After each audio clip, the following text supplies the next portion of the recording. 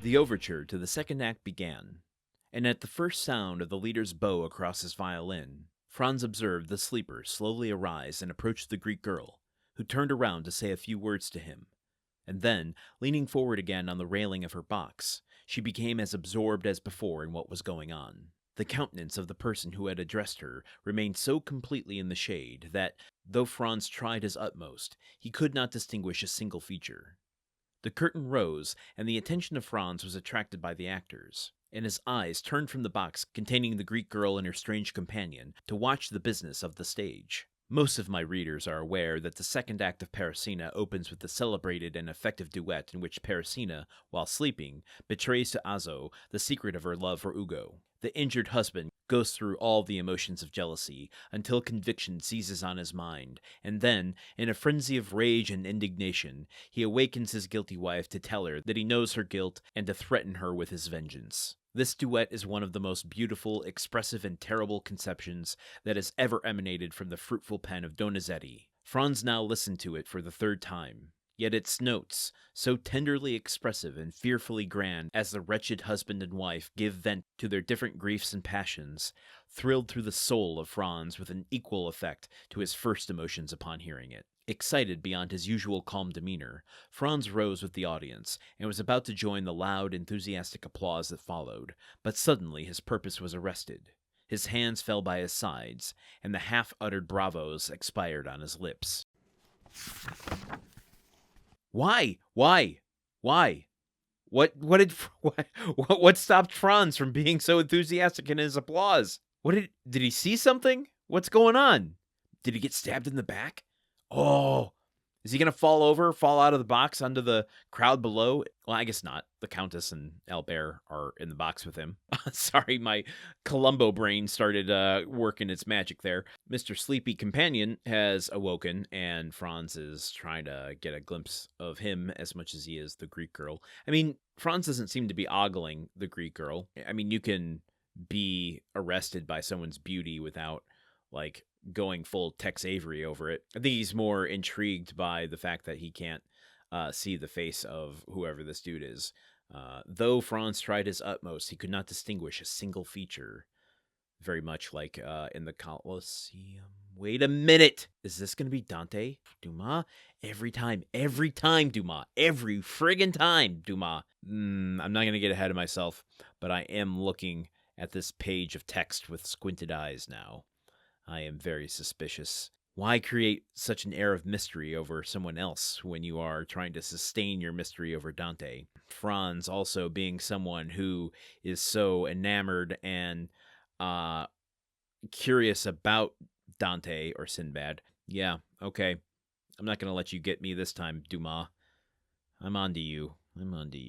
But we don't have confirmation of that yet, so I'm not going to go there. Let's talk a little bit about this paragraph that starts with, most of my readers are aware that the second act of Parisina opens with the celebrated effect that. What do we make of that? I mean, clearly it's Dumas breaking the fourth wall and talking to the fact that people are reading this as a story, readers in a magazine, newspaper, or in a book.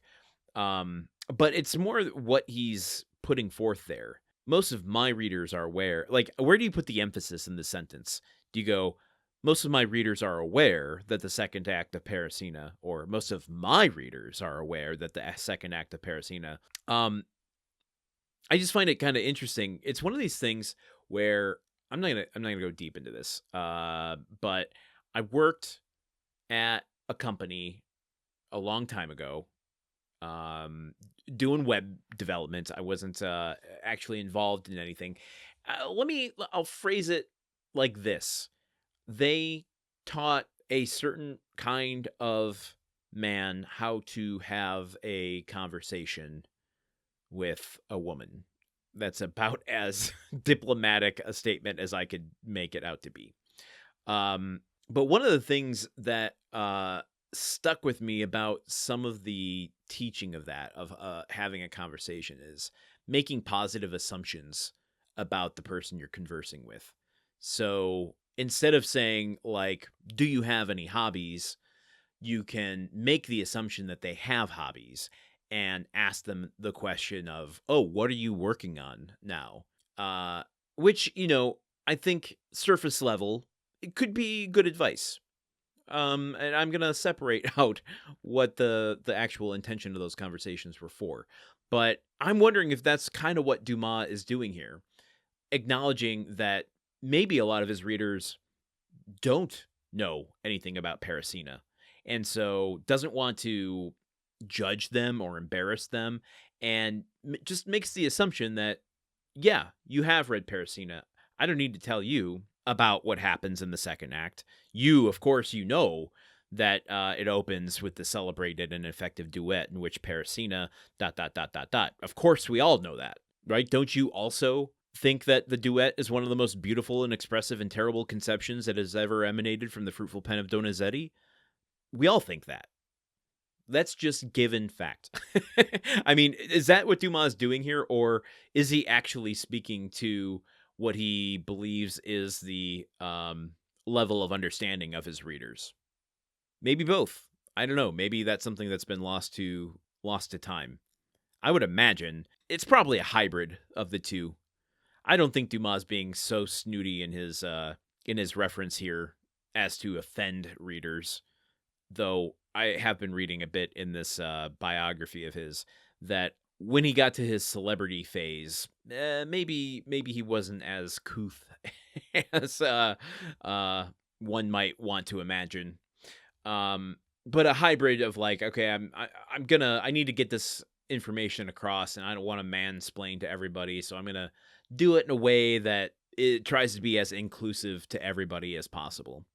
I think there's something to appreciate about that. And you know what I appreciate? All of you for being here and listening every single day. It's never lost on me. Every single time I do one of these episodes, I keep each and every one of you in my brain. And when I go off into 1,000-yard stare while I'm just rambling on and on and on, I'm actually envisioning talking to you sitting across from me. How else can one have a conversation by themselves if they didn't envision actually delivering their words to somebody else? I don't know. So I couldn't do it if you weren't here listening. It just wouldn't happen. So I deeply appreciate all of you. Thank you so much for being here day after day and making the show what it is. So until tomorrow, when we still have about another 2 weeks of chapter 34, join me here then. Okay, goodbye. The Countdown of Monte Cristo is part of the Gruntwork Podcast Network. This show is produced, edited, and hosted by Landon Solano. The original text of The Count of Monte Cristo by Alexandre Dumas. Theme song by Magic Solo. If you want to support the show and others like it, visit patreon.com/gruntworkpod. Thank you for listening. See you tomorrow.